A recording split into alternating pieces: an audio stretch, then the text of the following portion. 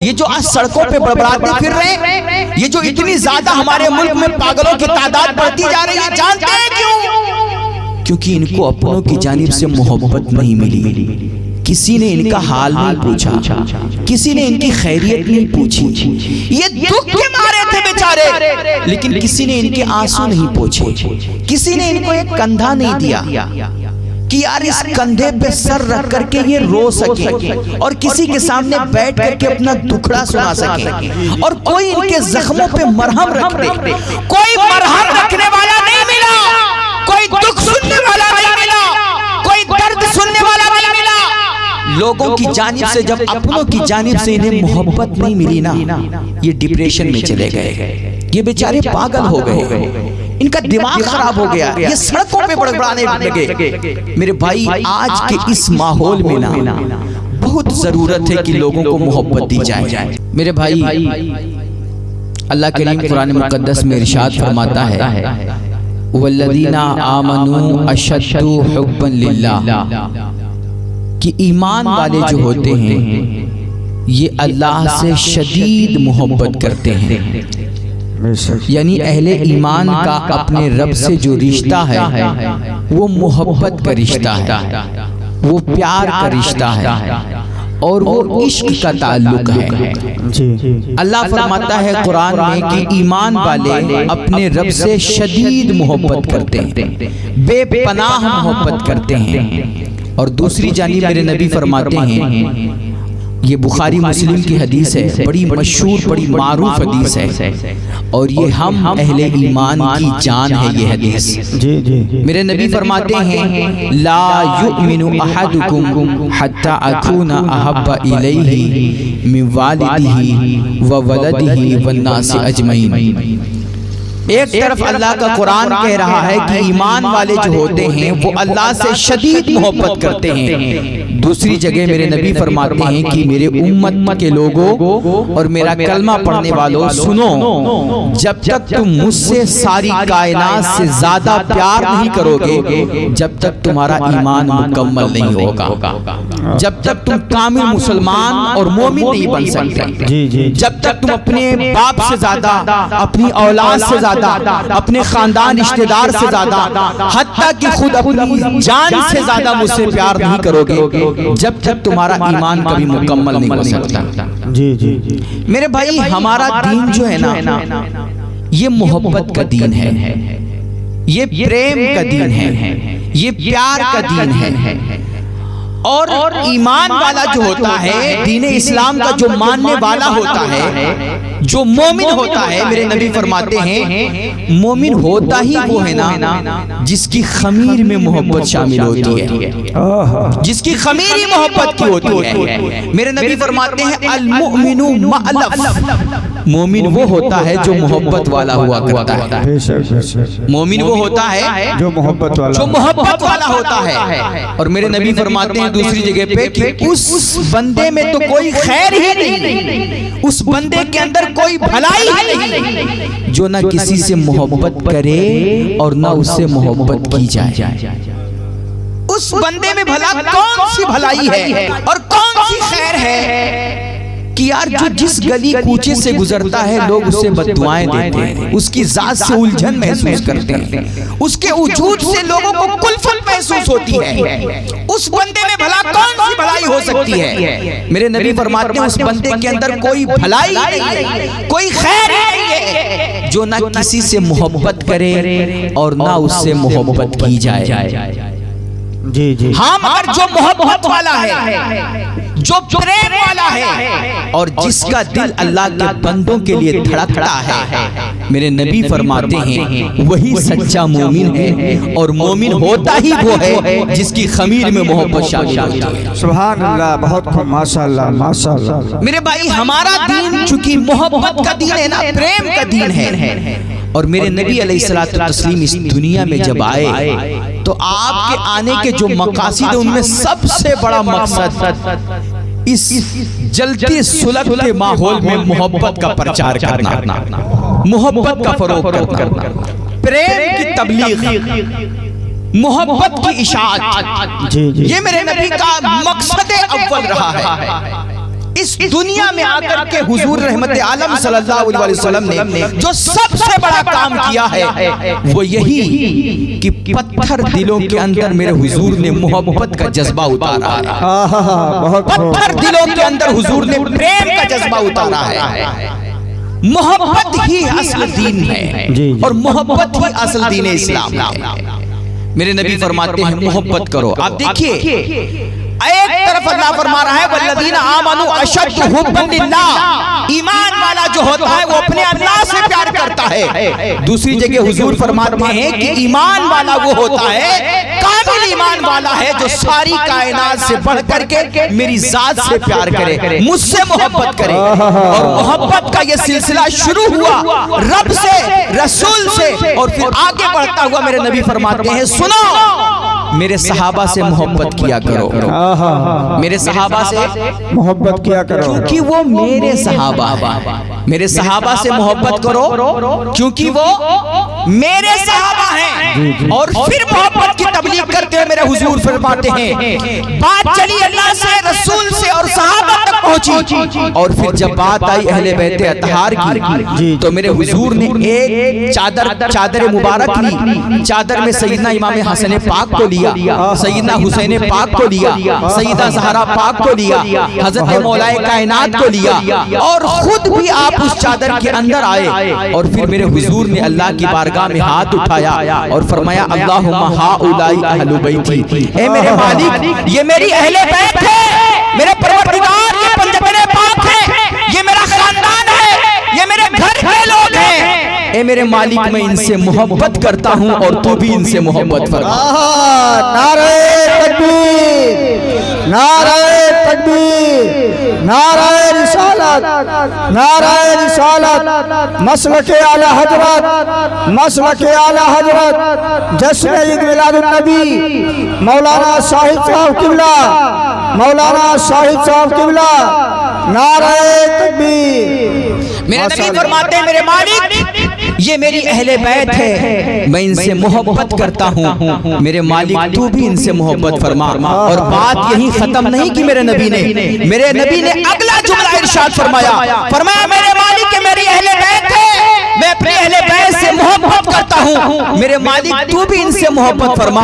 اور پھر میرے حضور نے فرمایا میرے مالک ہر اس بندے سے بھی تو محبت فرما جو میری اہل بیت سے محبت کرتے ہیں. اے اللہ ہر اس شخص سے تو محبت فرما، ہر اس بندے سے تو محبت فرما جو میری اہل بیت سے محبت کرتا ہے. آپ دیکھیں محبت کا سلسلہ اور محبت کی تبلیغ اور محبت کا پرچار. اچھا یہ جو ساری محبتیں ابھی تک حضور نے بیان کی، رب کی محبت، رسول کی محبت، صحابہ کی محبت، اہل بیت اطہار کی محبت، اولیاء اللہ کی محبت، نیک مرد صالحین کی محبت، یہ جو محبتیں ہیں یہ محبتیں تو دینی محبتیں ہیں، مگر کچھ محبتیں ہوتی ہیں جو فطری محبت ہوتی ہیں، جو خاندانی محبت ہوتی ہے، جیسے ماں کی محبت، باپ کی محبت، بھائی کی محبت، اساتذہ کی محبت، خاندان رشتہ دار کی محبت، دوستوں کی محبت. میرے نبی فرماتے ہیں محبتوں کی تبلیغ کرتے ہوئے دیکھیں کتنا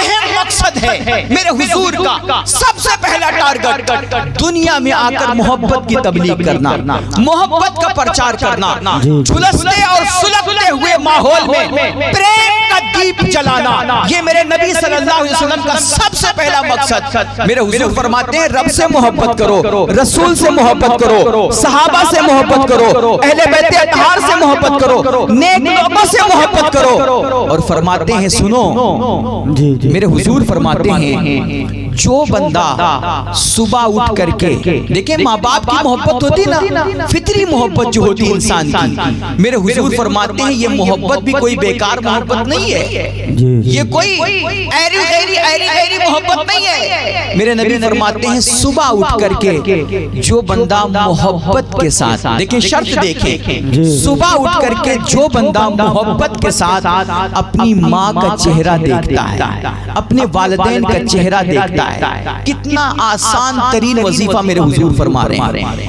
گھر بیٹھے بہت سارے لوگ یہاں پر بیٹھے ہوئے ہیں جن کی تمنا ہے کہ وہ حج بیت اللہ کریں، ہے نا تمنا آپ حضرات؟ جی جی جی اللہ کا گھر دیکھنا چاہتے ہیں، جی حج کرنا چاہتے ہیں، جی جی تمنا بہتوں کے اندر ہے، لیکن کچھ کو غربت نے مار رکھا ہے، حالات نے مجبور کر رکھا ہے، اتنے پیسے نہیں، اتنی دولت نہیں کہ وہ لاکھوں لاکھ خرچ کر کے اللہ کے گھر جا سکیں اور جا کر کے خانہ کعبہ کا طواف کر سکیں۔ میرے حضور نے غریبوں کا ہمیشہ خیال فرمایا ہے، میرے حضور نے اپنی امت کے غریبوں کا قدم قدم پہ لحاظ فرمایا ہے۔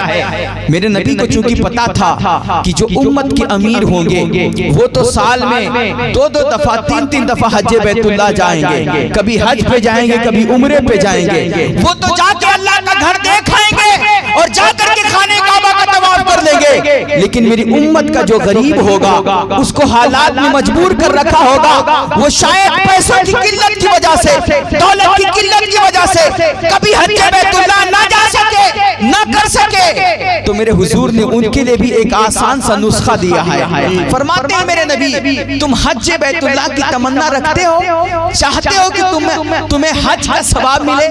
سنو کتنا پیارا نسخہ دے رہے ہیں، کتنا آسان نسخہ دے رہے ہیں۔ میرے حضور فرما رہے ہیں صبح اٹھو اور محبت کے ساتھ، شرط ہے محبت، میرے حضور فرماتے ہیں صبح اٹھو اور محبت کے ساتھ اپنے ماں باپ کا چہرہ دیکھ لو، اللہ تمہیں گھر پہ بیٹھے بٹھائے حج مقبول کا ثواب عطا فرمائے گا۔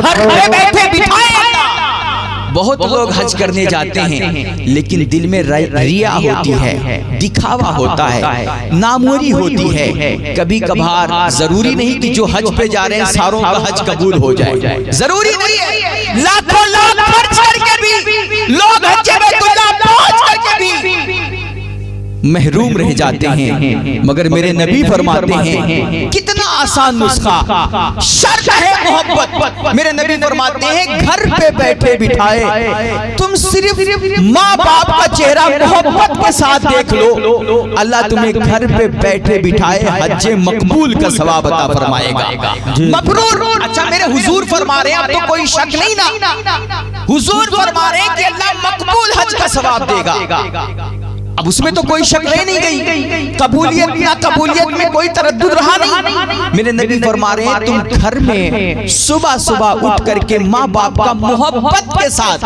اچھا یہ شرط بتا رہی کہ کچھ لوگ ہیں ایسے دنیا میں جو محبت کے ساتھ ماں باپ کا چہرہ نہیں دیکھتے، دیکھتے تو ہیں لیکن آنکھوں سے نفرت کے شرارے پھوٹ رہے ہوتے ہیں، دیکھتے تو ہیں ماں باپ کو لیکن غصے سے دیکھتے ہیں، دیکھتے تو ہیں لیکن جھگڑنے کے لیے دیکھتے ہیں، دیکھتے تو ہیں لیکن ان کو بوجھ سمجھتے ہوئے دیکھتے ہیں۔ اس لیے میرے نبی شرط لگا رہے ہیں ماں باپ کو دیکھنا ہے لیکن بوجھ سمجھ کے نہیں، نفرت کے ساتھ نہیں، غصے کے ساتھ نہیں، ماں باپ کا چہرہ دیکھو، محبت کے ساتھ دیکھو۔ میرے نبی فرماتے ہیں اللہ تمہیں گھر پہ بیٹھے بٹھائے ایک حج کا ثواب عطا فرمائے گا۔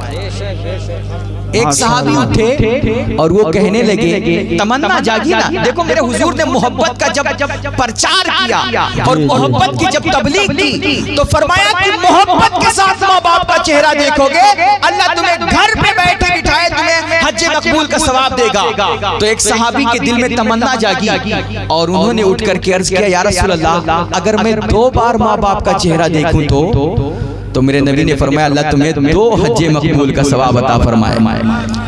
تیسرے صحابی اٹھے اور انہوں نے کہا یا رسول اللہ اگر میں 3 بار چہرہ دیکھوں تو میرے نبی نے فرمایا میرے رب کے خزانے رحمت میں کسی چیز کی کمی نہیں ہے، تم 3 بار بھی اگر رب اپنے ماں باپ کا چہرہ محبت سے دیکھو گے اللہ تمہیں 3 حج مقبول کا ثواب عطا فرمائے گا۔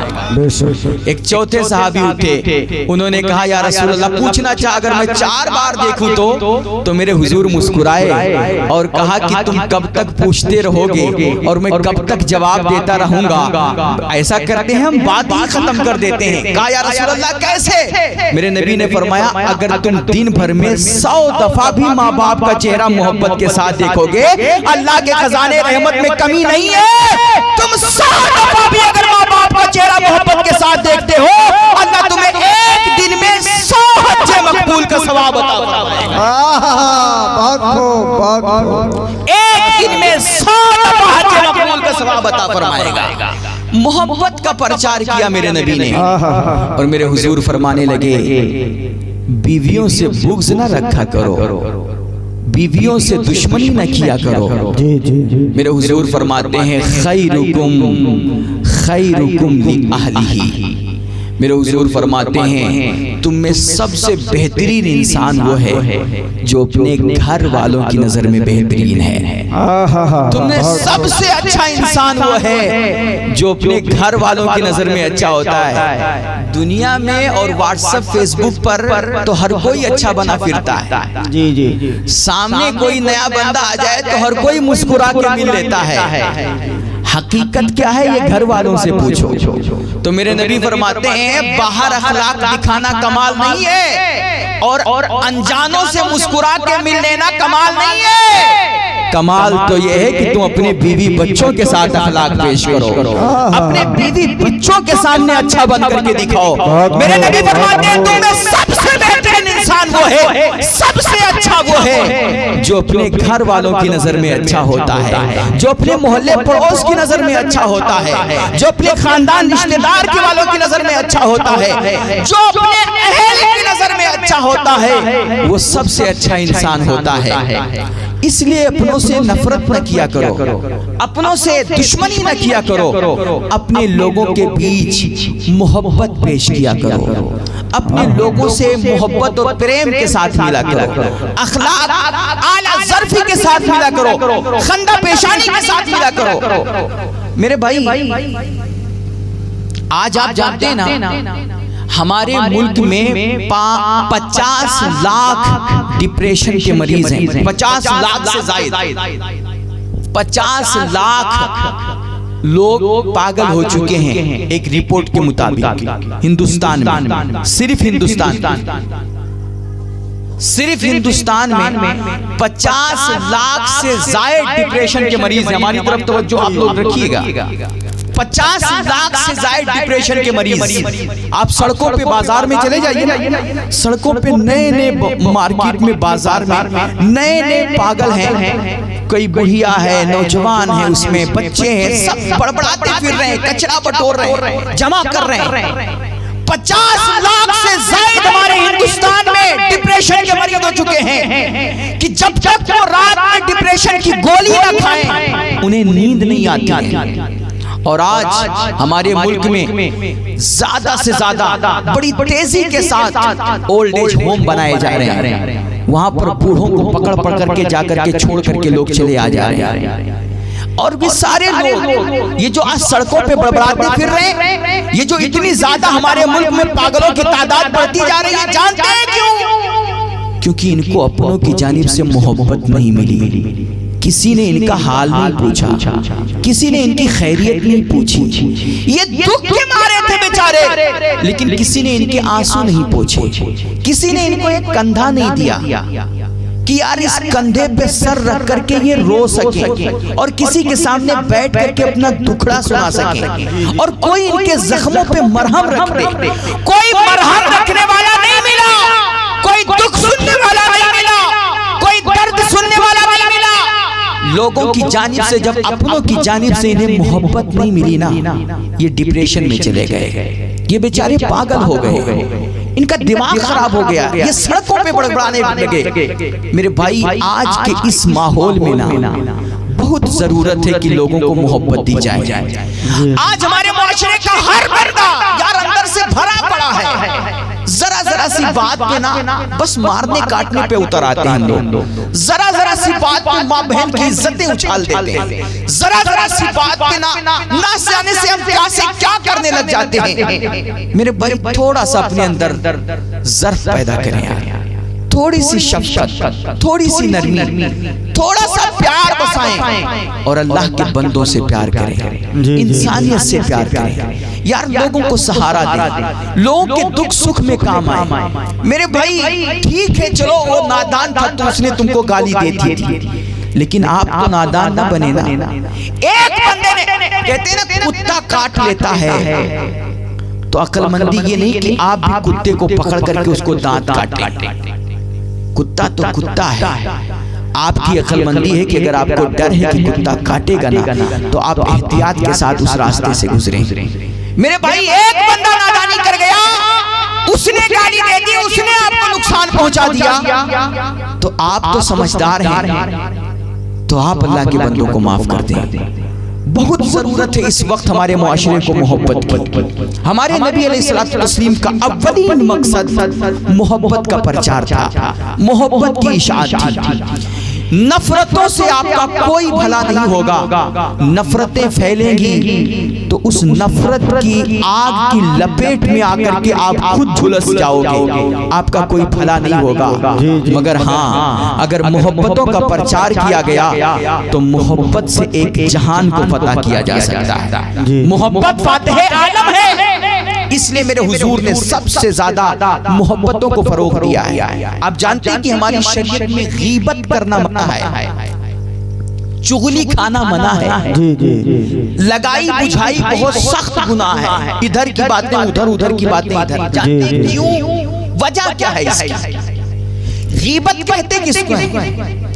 غیبت کا مطلب یہ ہے کہ انسان کے اندر برائی ہو، ایسا نہیں کہ اس کے اندر برائی ہے نہیں، عیب نہیں ہے، اگر بغیر عیب کے آپ اس کے اندر عیب بتا رہے تو یہ تو الزام ہو گیا، یہ تو تہمت ہو گئی، تو تہمت تو سخت ترین گناہ ہے، لیکن غیبت بھی سخت ترین گناہ ہے۔ اور غیبت کہتے کس کو ہے؟ کہ انسان کے اندر برائی پائی جائے، انسان کے اندر عیب پایا جائے، لیکن وہ عیب آپ خود اس بندے سے نہ کہہ کر کے دوسرے اس کے پیٹھ پیچھے بیٹھ کر کے ڈسکس کریں، یہ بھی بہت بڑا گناہ ہے، بہت بڑا گناہ ہے۔ کیوں گناہ ہے؟ کیونکہ اگر آپ کا عیب ہم ان سے بیان کریں گے نا تو وہ عیب جو ان کو نہیں پتا تھا وہ عیب ان کو پتا چل گیا، پھر یہ جا کر کے ان سے بیان کریں گے تو ان کو معلوم ہوگا، پھر وہ جا کر کے ان سے بیان کریں گے تو ان کو بھی پتا ہوگا، اس طرح 1 سے 2، 2 سے 4، 4 سے 6، اور اس طرح پورے معاشرے میں وہ عیب پھیلتا چلا جائے گا،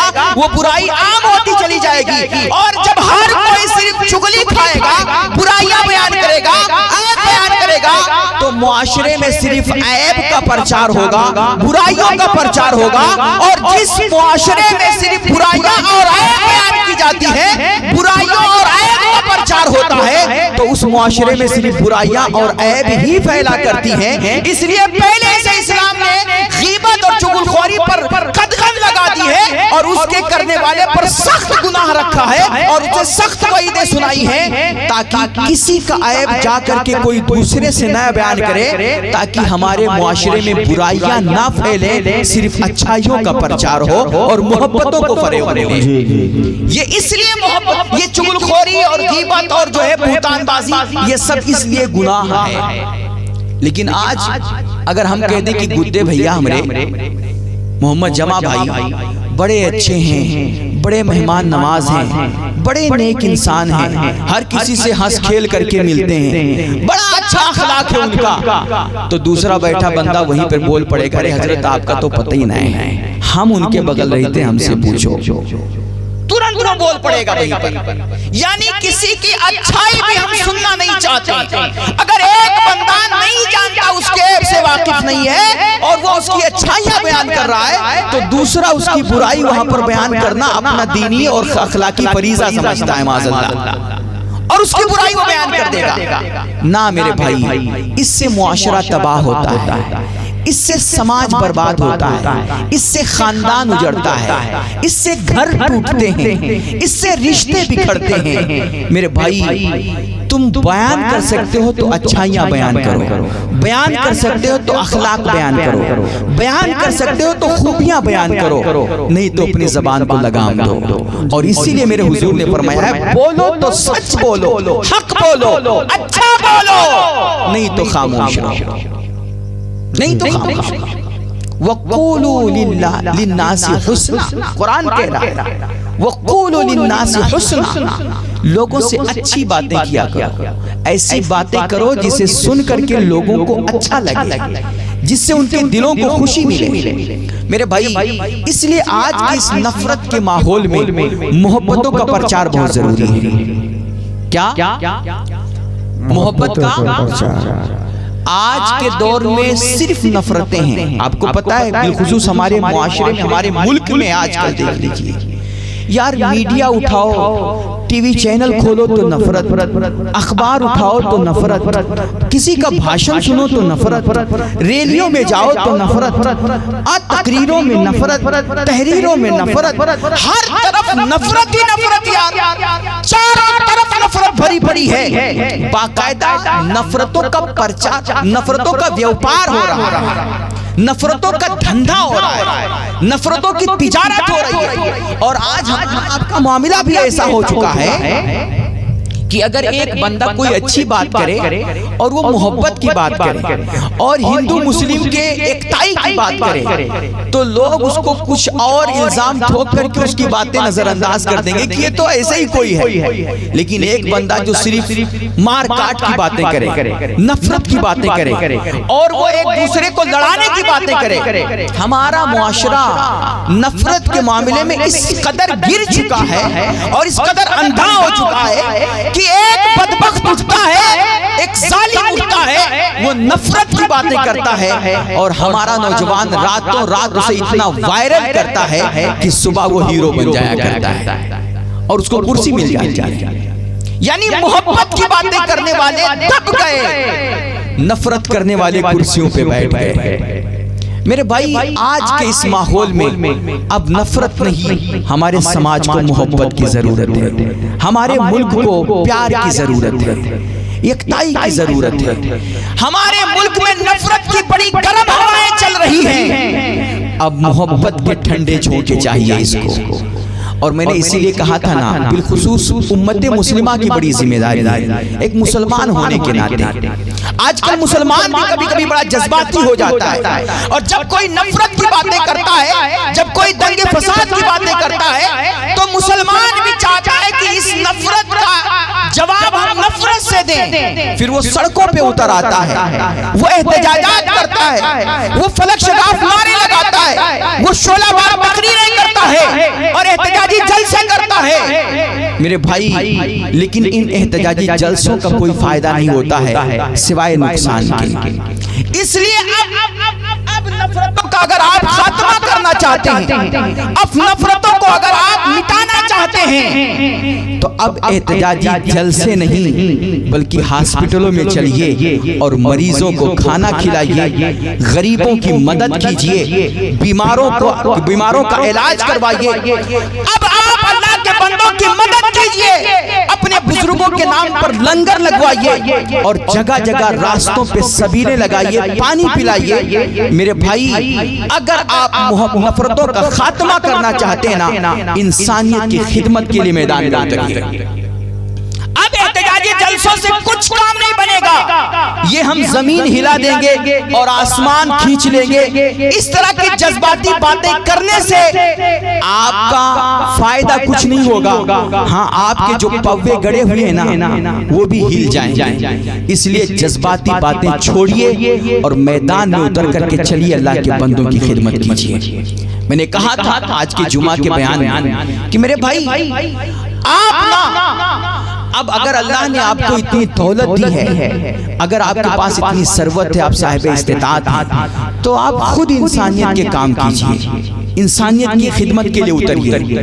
اور اگر آپ کے پاس اتنی دولت نہیں, خود نہیں کر سکتے, تو اپنے گاؤں کے, اپنے محلے کے, اپنے شہر کے 2 4 10 20 نوجوانوں کو جوڑیے, ایک ٹیم بنائیے, داڑھی لگائیے, ٹوپی پہنیے اور ایک بینر بنائیے اور باقاعدہ اپنی پوری شناخت کے ساتھ, اپنے پورے پہچان کے ساتھ آپ میدان میں اتر کر کے, کیا ہندو کیا مسلمان, آپ بھوکوں کو کھانا کھلائیے, پیاسوں کو پانی پلائیے, اللہ کے بندوں کی مدد کیجیے.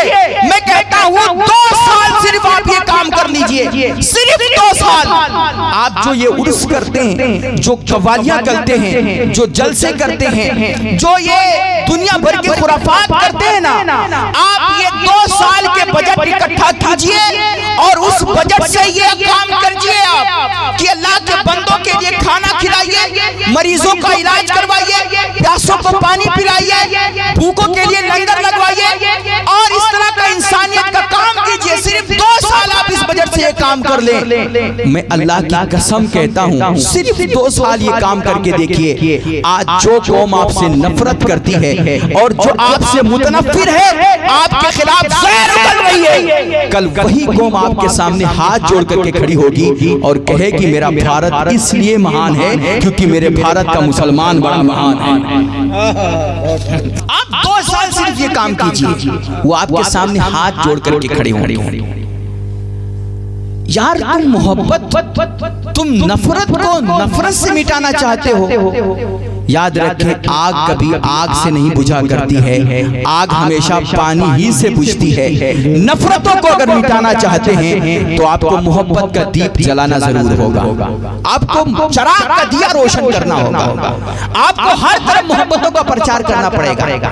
میں عرض کر رہا تھا آپ محمد عربی صلی اللہ علیہ وسلم اگر آپ لوگوں کے دلوں پہ حکمرانی کرنا چاہتے ہیں, لوگوں کے دلوں کو جیتنا چاہتے ہیں, تو آپ لوگوں کا دل جیتنے کے لیے تو آپ لوگوں کا دل نفرتی باتیں کر کے اور شعلہ بار تقریریں کر کے فلک شگاف نعرے لگا کر کے اور احتجاجی جلسے کر کے نہیں جیت سکتے ہیں. اگر آپ کسی قوم کے دل کو جیتنا چاہتے ہیں نا تو محمد عربی کے اخلاق سے ہی جیت سکتے ہیں, مصطفیٰ جان رحمت کے کردار سے ہی جیت سکتے ہیں. اور کون سا کردار, کون سا اخلاق؟ میں نے بتایا وہی اخلاق جو محمد عربی نے مکہ والوں کے سامنے پیش کیا تھا کہ ایک بڑھیا دیکھیے نا مکے کے بازار سے میرے حضور گزر رہے ہیں, راستے کے کنارے دیکھتے ہیں ایک بڑھیا تو بھاری بھرکم گٹھر لیے بیٹھی ہوئی ہے. ایک گٹھر سر پہ لاتی ہے تو دوسرا گٹھر گر جاتا ہے, دوسری گٹھری اٹھانے کی ہمت نہیں رہ جاتی ہے, دوسری گٹھری اٹھاتی ہے تو پہلی گٹھری گر جاتی ہے. بار بار وہ ایسا کرتی ہے لیکن دونوں گٹھری ساتھ اٹھا نہیں پاتی ہے, بڑھیا پریشان ہو جاتی ہے. میرے نبی اس بڑھیا کے پاس جاتے ہیں اور کہتے ہیں ماں لگتا ہے تجھے کسی کی مدد کی ضرورت ہے.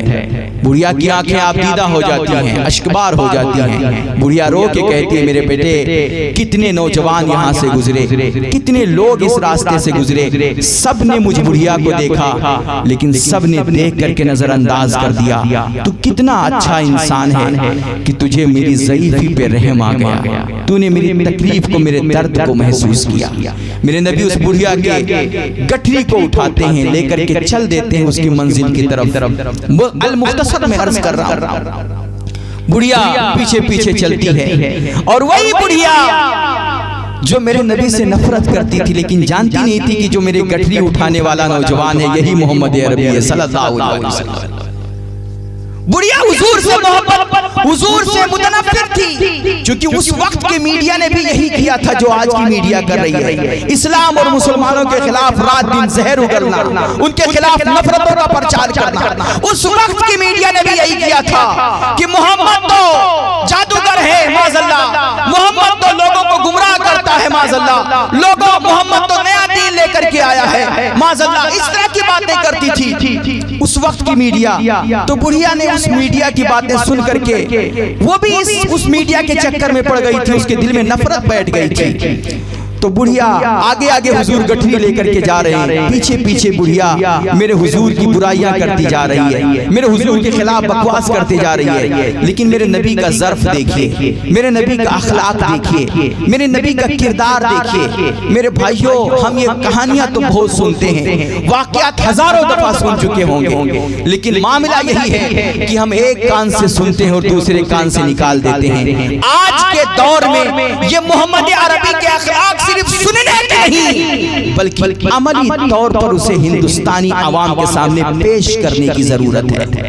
میرا حضور علیہ الصلوۃ والتسلیم آگے آگے بڑھیا کی گٹھری لے کے جا رہے ہیں, پیچھے پیچھے بڑھیا میرے حضور کی برائی کرتے جا رہی ہے, میرے حضور کے خلاف بکواس کر رہی ہے, محمد ایسے ہیں, محمد ویسے ہیں, طرح طرح کی باتیں کر رہی ہے. مگر میرے حضور کا ظرف دیکھیے, میرے حضور اپنے خلاف بڑھیا کی ساری باتیں سنتے ہیں مگر بجائے کچھ جواب دینے کے میرے حضور مسکراتے چلے جا رہے ہیں. منزل پہ پہنچے میرے حضور, بڑھیا کی گٹھری اس کے حوالے کیا, واپس ہونے لگے. بڑھیا نے میرے حضور کا دامن پکڑ لیا, میرے حضور کے چادر مبارک کا کونا پکڑا, کہا بیٹا تم بڑے نیک ہو, بڑے رحم دل ہو, بڑے شفیق ہو, بڑے کریم ہو, آپ جیسا نوجوان ہم نے مکے مکے میں نہیں دیکھا۔ بیٹا تم نے مجھ بڑھیا پہ رحم کیا ہے، میری گٹھری اٹھا کے اتنی دور لے کر کے آئے ہو۔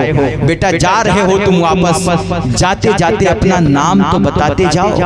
اللہ نام تو بتاتے جاؤ۔ میرے حضور مسکرائے اور کہا ماں تیرا کام ہو گیا، نام سے کیا مطلب؟ مگر دنیا آج تو نام کے چکر میں پڑ رہی ہے۔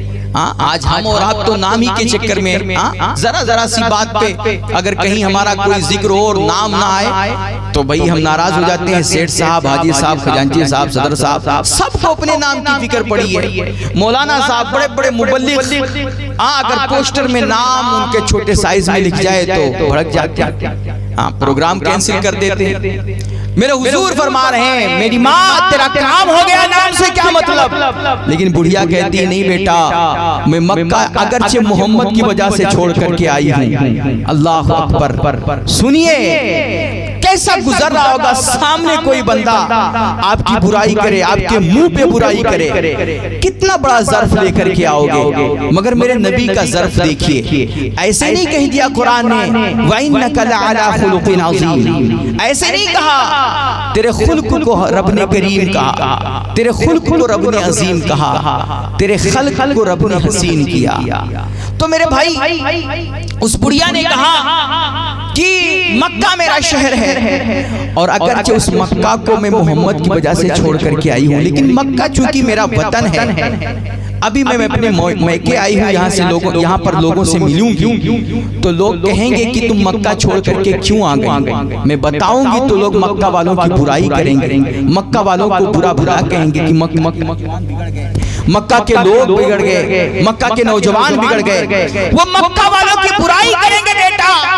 تو تم اپنا نام بتا کے جاؤ تاکہ جب وہ مکہ والوں کی برائی کریں تو ہم ان کے سامنے آپ کا نام پیش کر دیں کہ مکہ کے سارے لوگ غلط نہیں ہیں، مکہ میں آپ جیسے کچھ نوجوان بھی ہیں، آپ جیسے کچھ لوگ بھی رحم دل لوگ بھی رہتے ہیں، جو غریبوں کی، جو کمزوروں کی کمزوری دیکھ نہیں پاتے ہیں، جو ضعیفوں کی ضعیفی پہ بڑا رحم کرتے ہیں، جو ان کا بوجھ اٹھاتے ہیں، جو لوگوں کے دکھ درد کو سمجھتے ہیں، جو لوگوں کے کام آتے ہیں، جو انسانیت کی خدمت کرتے ہیں۔ بیٹا تم اپنا نام بتا کے جاؤ تاکہ لوگ جب مکہ والوں کی برائی کریں تو ہم کہہ دیں مکہ کے سارے لوگ غلط نہیں ہیں، بلکہ کچھ نوجوان ہیں جو بڑے انسانیت پسند ہیں اور وہ اللہ کے بندوں پہ رحم کرتے ہیں۔